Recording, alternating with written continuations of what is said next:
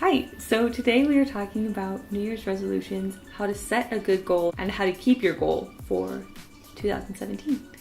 So some people think that it's a waste of time to set a New Year's resolution because most people don't keep it past February, but I think that any time is an amazing time to want to better ourselves. So we're going to talk about little tips that can help you do that, and how we have used these tips to reach our goals in the past, and how we plan on doing that more in the future. And so I invited Steven here with me, my husband, and we are going to be talking. I invited him because he's so passionate about setting goals, reaching your goals, and then helping other people to do that as well. So if you can outline real quick what a SMART goal is and what that looks like. Sure, I'd love to. Yeah. First off, I want to say that I've used this method for my goals for a while to do some pretty cool things that I've wanted to do. So I use this method to achieve those goals. So SMART is an acronym. So S stands for specific. And what that means is that your goal needs to be very specific. So I want to be healthy is not specific at all. It's very, very vague. Mm-hmm. And if our goals are vague, we're not going to hit our goals. They're just... If we aim at nothing, we'll hit it every time. That's an old quote. But so it needs to be specific. If I want to be healthy, maybe a signal to what healthy is might be that I want to run more this year. Well, that's still pretty vague. If I want to run a mile every day, that's specific. And you need to have your goals be very specific. And the M stands for measurable. So like I just used before, that 1 mile a day is very measurable. It's specific, it's measurable.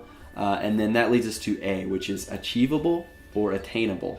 Either one of those words works, but you just need to remember that it's achievable. It's something that you can do. So 1 mile a day is something that I could do. Now, for some other people, maybe that's not achievable, right? So it needs to be something that you can do. The R stands for risky, and some other people use a different word for this, but I use risky because a goal needs to be a little bit risky. It needs to kind of turn your stomach when you think about it, and when you tell people about it, because that's what's going to get you out of your comfort zone. That's what's going to get you to grow and move towards that goal. It's risky, but it's still achievable, still measurable, specific, right?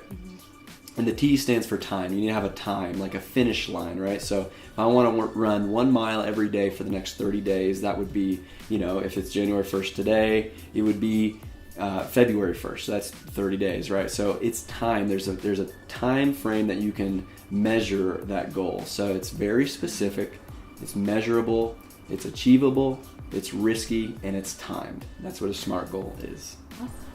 Thank you. You're welcome. The next tip I want to talk about is to have accountability. Something that we've been doing for a year, about a year now, is we've been meeting every other week with a couple. They're a couple. They're our friends. They're a couple of our friends. But we have a goal group. We have a goal dinner every other week, and we get together at either of our houses and we make dinner. Sometimes we play games. We just hang out and talk. But at some point during the night, we go through our goals. And so we each set a goal for the next meeting, and we talk about how we did for the past 2 weeks. And that has been amazing at helping me to set goals, to be realistic at setting goals, and also to push myself. I remember, I think I had a goal of one certain thing, and then one of our friends was like, I think you can do twice that much. And I was like, oh, that's like so scary. But that was the R part. I wasn't challenging myself enough. I needed to be a little bit more risky. So it's just so good to have different perspectives of what am I capable of and what would be a good goal for me. So yeah, I think that it has been an amazing group to get together with. We've also gotten closer as friends. Yeah. And it doesn't have to be with a couple. If you want to do it just with a friend of yours, a mentor, your sibling, parent, whatever it is, as long as you are kind of getting together regularly with someone to do something to keep each other accountable is really helpful. And even if you're doing the same goal, that's really helpful. Yeah. So yeah, and it's powerful. It's powerful to do that because there is the accountability, and then there also is that encouragement. The third tip, I guess, I wanted to talk about is making a risk reward. And this is something that I've seen Steven do a lot, and it has very much pushed him to be motivated in the daily times, because you don't lose whatever amount of weight with one meal. You do it every day for several weeks. So in those moments when he didn't have a weight loss goal, but in those moments when he wanted to reach his goal for running a marathon in a certain time or a half marathon in a certain time, having a risk reward has been able to push him in the time that he didn't feel like it. And I am doing that right now too. I have a specific health goal that I want to reach for myself, and my risk is if I don't do it, I'm going to shave my head. I know. And there have been times in my life when I wanted to shave my head, and now is not that time. I do not want to shave my head right now.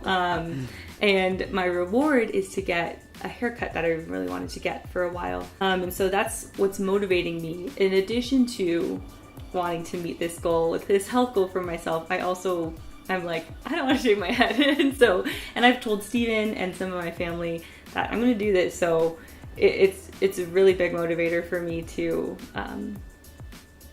meet my health goals. So it's a very motivating thing when you have something that's on the line. In a lot of cases, people are motivated by the risk rather than the reward, but the reward can be just as motivating. Yeah. And part of the reward is just hitting your goal. So that's a reward of that as well. So just a little tip there. Yeah. And so the fourth tip we wanted to talk about is to put reminders everywhere. I have a picture of the haircut I want. And it's on my phone. I look at it regularly. I might put it as my background so I can think about it even more than I am already.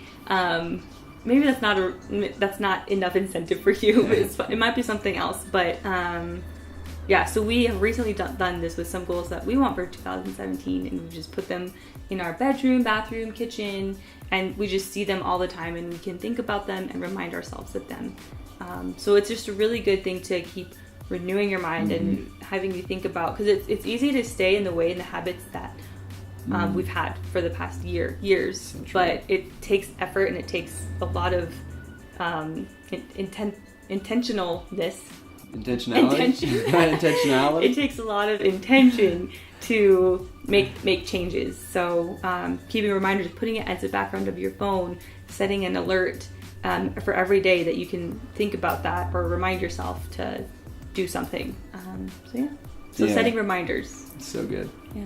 Because it keeps our minds set on where we want to go. And when we have our minds set on where we want to go, we'll walk in accordance with that. Yeah. We'll walk towards that goal if we're setting our mind on it. It's a powerful thing. Yes, and that goes nicely into our next tip,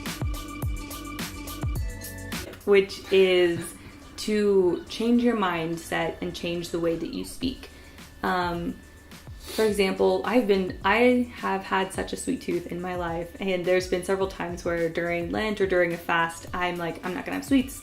And I could say, during that time, oh, it's so hard for me. I like sweets so much, and I'm only thinking about sweets all the time. Or I can say, I don't need that. I like healthy foods. I like to have fruit. I like this. I am good at managing my cravings. I can speak positive things over myself instead of just being like, oh, donuts or whatever it is. So speak positively about yourself and about where you want to be instead of where you feel like you've always been. I don't know if that makes sense. I don't know. Do you have any way clearly? I think it does.